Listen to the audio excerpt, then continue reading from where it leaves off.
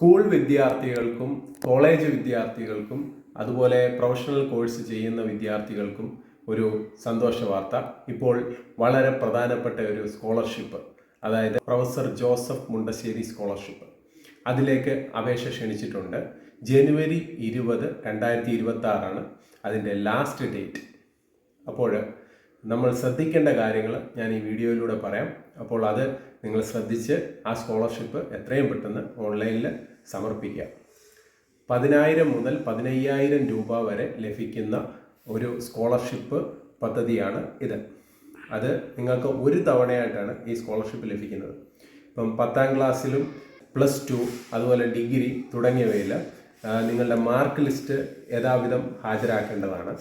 അപ്പോൾ 10ാം ക്ലാസ്സിൽ full A+ ലഭിച്ച കുട്ടികൾ, അതോടൊപ്പം തന്നെ +2-ൽ ഫുൾ A+ ലഭിച്ചവരുണ്ടെങ്കിൽ അവർ, അതുപോലെ ഡിഗ്രിക്ക് 80% മുകളിൽ മാർക്കുള്ള വിദ്യാർത്ഥികൾ, അതുപോലെ PG-യിൽ 75% മുകളിലുള്ള വിദ്യാർത്ഥികൾ, ന്യൂനപക്ഷ വിഭാഗങ്ങൾക്ക് ഈ സ്കോളർഷിപ്പിലേക്ക് അപേക്ഷ സമർപ്പിക്കാം.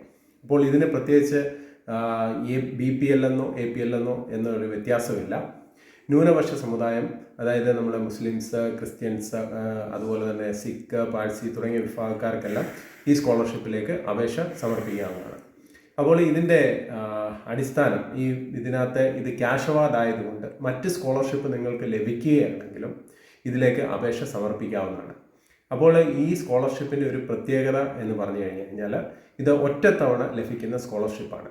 അപ്പോൾ വിദ്യാർത്ഥികളുടെ ബാങ്കിലേക്ക് ഡയറക്റ്റായിട്ടാണ് ഈ എമൗണ്ട് കൈമാറുന്നത്. അതോടൊപ്പം തന്നെ നിങ്ങൾ ഈ അപേക്ഷ സമർപ്പിച്ചതിന് ശേഷം, ഓൺലൈനിൽ അപേക്ഷ സമർപ്പിച്ചതിന് ശേഷം, ഇപ്പോൾ SSLCക്ക് നിങ്ങൾ എവിടെയാണോ പഠിച്ചത് ആ സ്കൂളിലായിരിക്കും. ഇപ്പോൾ SSLC കഴിഞ്ഞിട്ട് നമ്മൾ +2-ലായിരിക്കാം.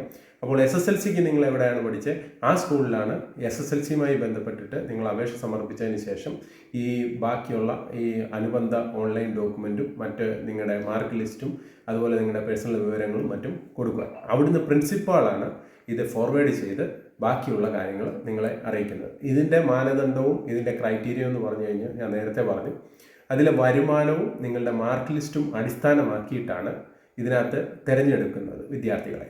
അപ്പോൾ ഇത് തിരഞ്ഞെടുത്ത് ഇതിനകത്ത് അനുവദിച്ചു കഴിഞ്ഞാൽ മാർച്ച് ഏപ്രിൽ കാലയളവിലുള്ള നിങ്ങൾക്ക് ഈ എമൗണ്ട് ലഭിക്കുന്നതാണ്.